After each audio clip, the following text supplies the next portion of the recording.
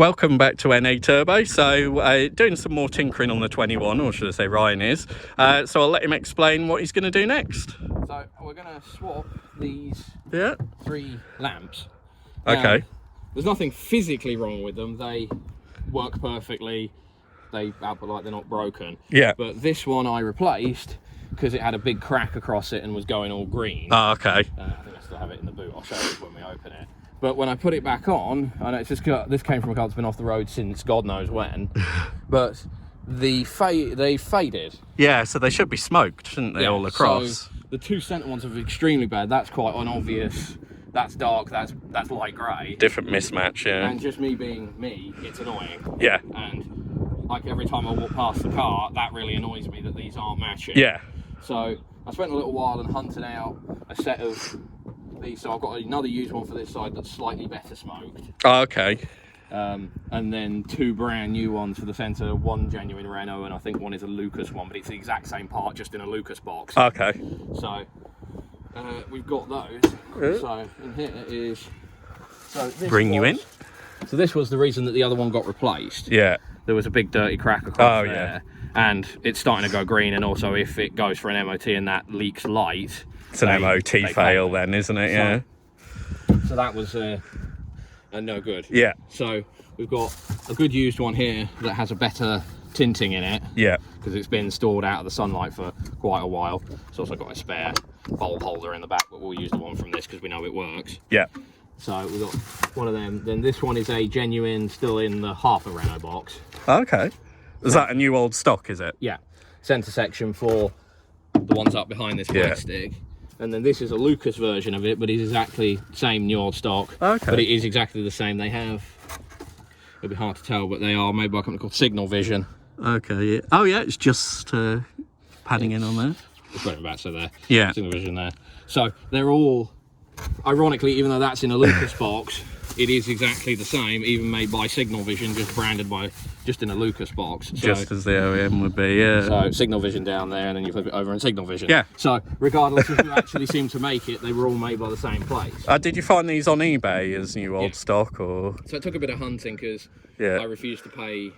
Some people were asking for it from like Italy and a few other places where they were about 80 quid for these. Yeah. Yeah. Pair. Whereas I've saving a bit of hunting and finding them from a couple of suppliers in the UK is that one is used, but that was like £8. Yeah. I won that on an auction for I think 4 quid in the box. Yeah. And I think that one was 5 quid. Yeah. On an auction. So pretty good value compared to the Corrado that's hiding over there, where everything is just expensive lights wise, whether you're going aftermarket or not. Yeah. So it was, you know, for the cost of a grand total of maybe 25 quid, it will save my annoyance at every time I look at it. It really irritating me, and people will say that's kind of pointless given it has other issues, but that annoys me. Yeah, yeah. We'll sort one issue at a time. Yeah, that's the thing with older cars, isn't it? You can only do one issue at a time unless you're blessed with loads of cash. And it's finding bits. These are actually relatively easy to find bits for, dependent on what you're looking for. Yeah. If it's trim, forget it. It's almost impossible to find a lot of stuff. I've been very, very, very lucky, and using the stuff I've had over the time of hunting bits for Rovers is absolutely bashing the hell out of eBay and thinking of every conceivable combination of letters and numbers and going to Italy and going abroad. Yeah. You know, digging from pictures and whatever you can find and old parts books. It's kind of difficult, but that's kind of the case. Same with the Supra that's hiding over there, and the Corrado as well. We got, I think, was it the slave cylinder when that went from United Arab Emirates of all places for a rebuild kit, and strangely that arrived in 3 days all the way from there, whereas stuff you order from the UK and Europe, excluding politics, it could take weeks. So yeah, it's kind of, that's the thing with old cars, it's hunting for the bits, but it's going to be with stuff like this is I'm still trying to find one in a scrapyard. Yeah. Because obviously there hasn't been one in a scrapyard for about 25 years. No. I've found a couple little places that look like they're still set in the land before time. Yeah. And that they may have 1 or 2 of these kicking about the back just for stupid little bits of trim, like if I could find these back window ones where this one's shrunk and there's a piece of trim missing off the door on that side. Yeah. And a rust hole in the door. But the rust hole's easy to fix. Some things, even again going back to the Corrado, even main dealers can't and won't get hold of them anymore because they're of that age. So you are kind of left to the scrap yards and hunting around eBay, which I think has made it a lot easier since the invention of eBay It's helped to find bits. But we'll get sort of unbolting these. You come back to us once we've got them unbolted, and we're about to fit the new ones. So join us again soon. Okay, so welcome back. So I'll let Ryan tell you what stage we've got to now. Yeah, so we got the plastic panel off of here, and fought and got the studs off of here because some of them were getting a bit rusty. Yeah. So thankfully none of these broke because they're part of the tailgate. One of the ones from the original lamp broke that went in there, but that's no issues because we're throwing that lamp away, so it's not a problem. Yep. But yeah, there is rust under here and holes under there. There has been ever since I've had the car. Yeah. That is going to need welding. People say, are you going to put some treatment on it? The answer is no. It's kind of pointless at this stage. If I can get another tailgate, I will get another tailgate. Yeah. But it's a shame because it's actually in really good shape. Yeah, and it's actually still, if I can pan in there and the camera will focus, it's an original Renault one, so it's not been replaced previously. But unfortunately, this thing seems to suffer with massively sweating in the tailgate, hence why everything is absolutely soaked up there.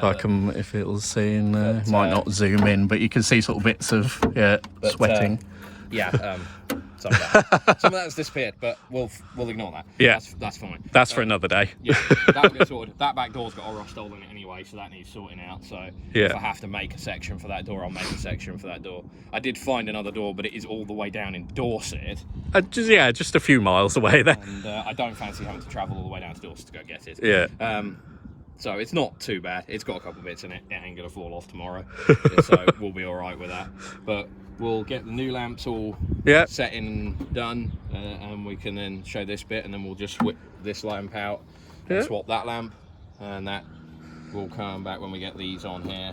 We'll stick a bit of grease on these just so they come off in future when I inevitably take this back off again. But for anybody who wants to, if there is anybody who actually still has one that wants to take one of these off, apart from me, it's held on with little T30 Torx. Okay, yeah. So you've got, when you look up through the back of the boot lid, there are two here, two here, and two by the latch. You don't have to take the latch out. The wiring unplugs for the reverse lights, for the number plate lights. Okay, yeah. So if you ever do, just look up from the back, and it's these 6 screws, and then the plastic will just pop off. There's nothing else holding the plastic on. There's some popper looking things, but they hold the badge up here, so ignore those. Okay, it's fairly straightforward then, really. Yeah, and then the lamp is held in with two 10mm here, two 10mm here, a 10mm there, and a 10mm there. Yeah. So yeah, fantastic. Okay, join us again in a second once we started fitting these back again, and as I'm sure there'll be some swearing which is not camera friendly, but join us again. Right, welcome back. So we're all fitted and we're just about to do the grand reveal of how it looks now, so go ahead. So there we go. So that's all the rear light sections fitted, and that does look so much better now. Now it has a matching, all these now match across. Yeah. And they're not faded to white. I mean, it's, I get the old, yeah, we can compare you it. really see the difference if you put it next to it in how much they faded. Yeah. And it's really weird because you would expect the red to fade, not the grey. Yeah. But that's how far off they'd turned out. Yeah, so that looks so much better. So that's all done now. Obviously, public service announcement, once you change things like light clusters and you're unplugging bulbs, make sure that they all work before you go back out on the road again, because the last thing you want is to have no brake lights and end up getting rear-ended or something like that. So like one of the two of us, once we've done it, and if we're going out, I'll always just stand behind and do a quick check just to make sure that the number plate lights are working, that the brake lights are working. So that's it from the Renault for this one. Join us again soon where we'll be doing some more tinkering, or should I say Ryan will be. And yeah, do like and subscribe. See you again.